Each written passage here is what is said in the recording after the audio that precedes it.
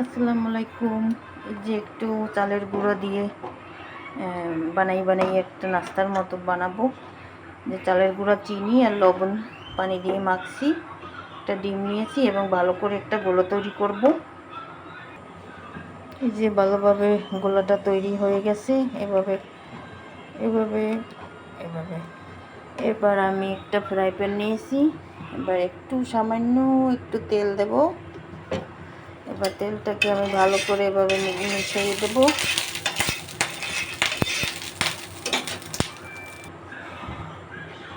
এবার এই তেলটা গরম হয়ে গেছে, এখন এর ভিতরে এই গোলা দিয়ে দেব। বেশি করে দেব, বড় বড় করে বানাবো। এবার এভাবে করে ঘুরিয়ে ঘুরিয়ে দেব। এভাবে ঘুরাইলে হয়।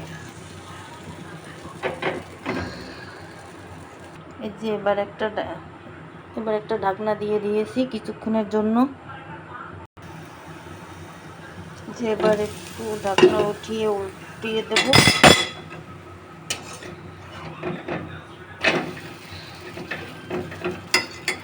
এইভাবে তৈরি হয়ে যাবে। আল্লাহ হাফেজ। সবগুলো বানিয়ে নেব।